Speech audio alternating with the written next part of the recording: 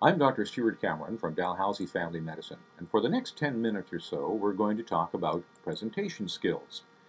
The objectives I hope to achieve in this brief discussion are to first of all have you gain a better appreciation of why these are important skills in your future career as a family physician. I also hope you'll come away with the essentials of what makes for a great presentation, and you'll have enhanced skill and confidence in giving your own talks to large groups. How we're going to do this is to first of all have a brief discussion of why these skills are necessary and why we're devoting time in the curriculum to it. We'll look at the 3 essentials of a good talk, discuss how to use your voice effectively, and touch on how to use audiovisual materials appropriately. We're going to start out with an exercise, and I'd like you to take a pencil or pen and in the next 30 seconds or so jot down a list of some situations where presentation skills might be useful. While you're doing that, I'm going to try and make the case that Marshall McLuhan was correct. The medium is the message. Rightly or wrongly, people will judge the validity of what you're saying by how well you say it. So let's look at your list. I'm hoping that one of the things on your list was to educate the public. As a medical professional in your community, you'll frequently be called upon to give talks to the public, sometimes for education, sometimes for fundraisers. This is an important role for family physicians because we are community-based and we have to be a resource to that community. In fact, this derives from the very name of our profession.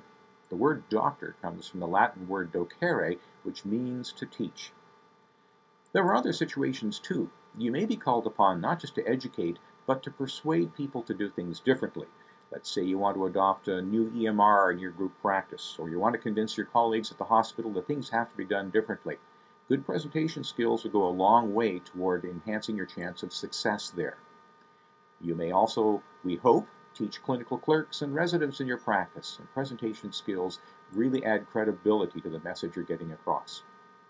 Finally, you may be in the privileged position of being able to influence government on how healthcare services are delivered. And again, having a good presentation will enhance your chance of being successful there. Now let's look at the essential 3, and it's simple. It's organization, customization, and enthusiasm. We'll look at each of those in turn. An organization simply means being prepared, doing your research beforehand, rehearsing your presentation the night before or even the day of. If you know your topic, you're going to be confident and you'll be ready to do a great job and convince your audience. You also have to come prepared, with AV presentations all done, backups ready, and preparations in case anything goes wrong. You also have to come on time. It's all right for the audience to dribble in late, but if the speaker arrives late, that sends a message that they are less important. And when you're trying to convince people of something, that's not a message you want them to have. It's important for you to explain what you're going to do in advance. Let them know the plan.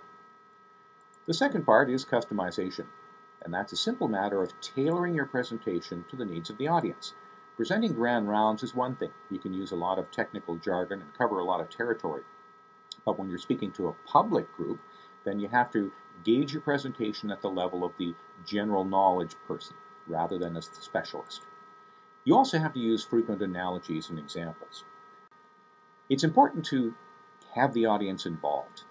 Maintain eye contact with them. Try to figure out what they're thinking, whether they're puzzled, whether they're not convinced, or whether they seem to be getting the message and agreeing with you.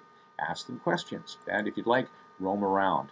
Don't be afraid to depart from your established script to meet the needs of the audience and ensure that they are with you as you go through the presentation.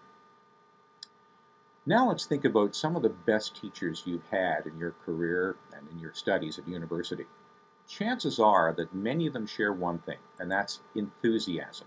It's a characteristic of the best teachers and the best speakers.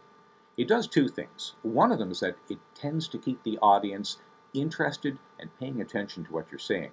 But perhaps more importantly, if you're excited about something, the audience will tend to read into that this is a topic that's worthwhile, and they should be paying attention and listening carefully.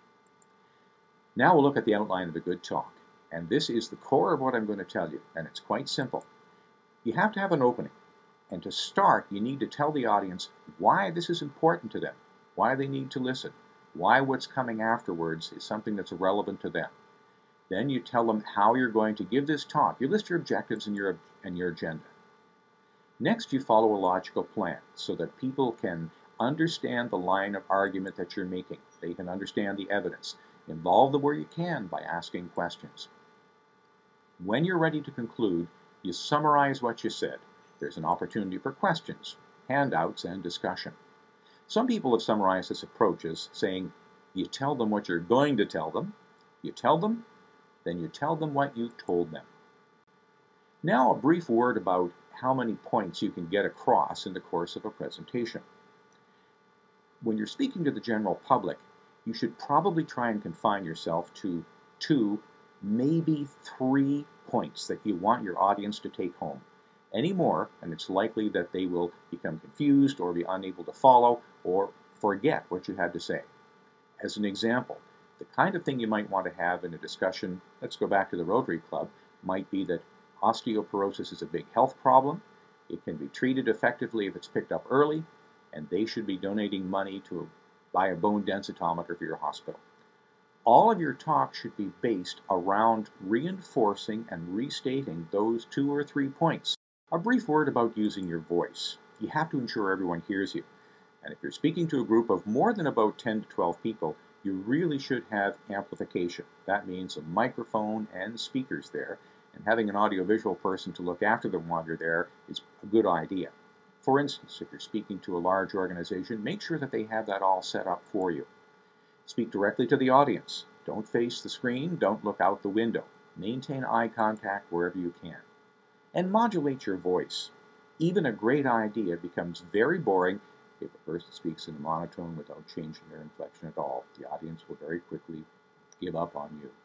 So use emphasis. Not to go over the top, but you have to speak in more than a conversational tone. You have to emphasize certain words to keep your audience interested.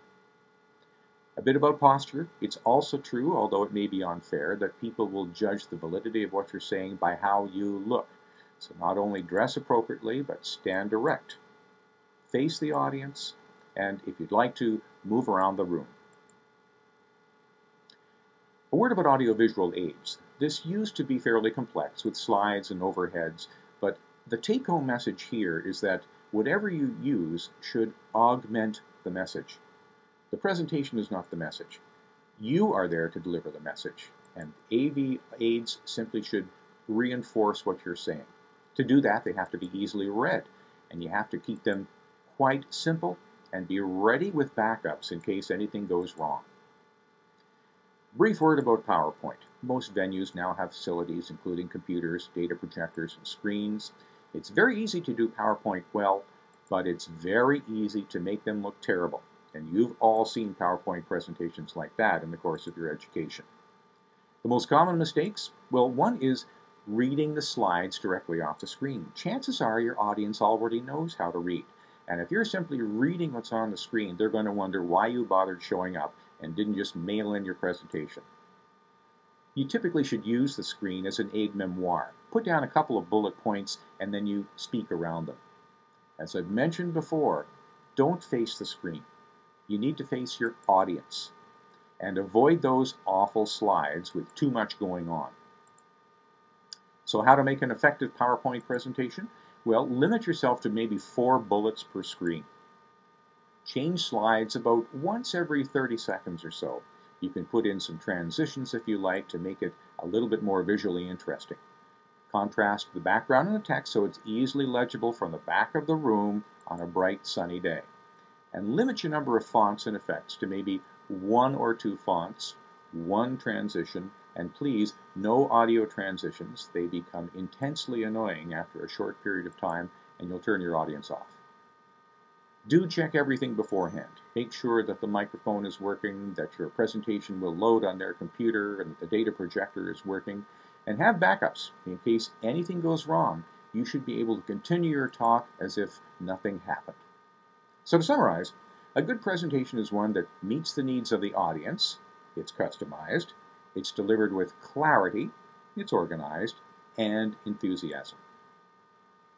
There are some other web seminars in this series, including an advanced session on PowerPoint tips and techniques, and a discussion of common problems and how to troubleshoot them. Thanks.